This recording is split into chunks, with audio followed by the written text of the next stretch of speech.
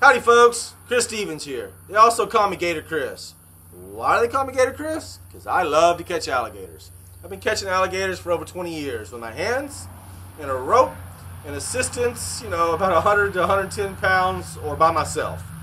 Alive, no guns, no knives. We don't use any sort of harming instruments at all. We use rod and reels and poles to snag them and our hands to grab them.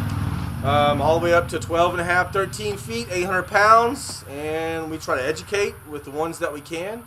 We move the ones we can to a farm, to natural enclosures where they can have girlfriends and make babies with other alligators and eat lots of good food. And we also like to teach. We're educators. We take small alligators to different community events and schools and teach kids not to feed marshmallows on the way home and to teach the construction workers when they're at lunch, don't throw cheeseburgers down to the alligators. All it does is teach the alligators people mean food. And when they think people mean food, then they stalk us. Instead of running away like a deer when they see you in the woods, they come swimming on over, curious about what's in your hand. Maybe you're going to give them a cheeseburger like the last guy. But instead, you have your chihuahua with you. Gator's not thinking, ooh, that's Fifi, the beloved family pet. The gator's thinking, he brought me a chihuahua today.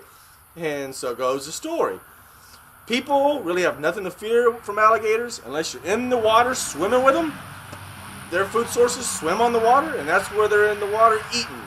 They don't run hundreds of yards on land and track people down and chase animals down. They're ambush predators. 2 people have been killed in Texas in 200 years by an alligator. That's a pretty good record when the same amount of time over 200 have been killed by water moccasins. And probably as many by car strikes of deer. How does the alligator get a bad rap? Because of his mean old cousin, the crocodile. Crocodiles eat everything. Alligators eat almost everything but people. And they're smart enough to know if they get too close to people, they are not going to be around very long. So the bigger they are, the further away they stay, which is what we want. Problem is, when they're teensy bitty, little bitty, and they're cute, and people think, oh, that's a cute alligator, let me throw the marshmallow, then he grows up to be the size of Godzilla. That's when the problems come, because he's looking for people for snacks instead of staying away from people. So we spend a lot of time teaching people, don't feed alligators, and how to safely coexist with all wildlife, pigs and deer.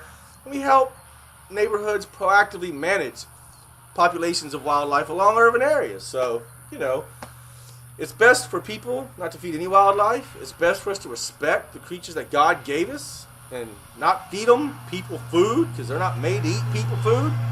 The vet probably tells you that about your dog all the time, right? It's not good for alligators, and it's not good for ducks, it's not good for the squirrels, it's not good for anything.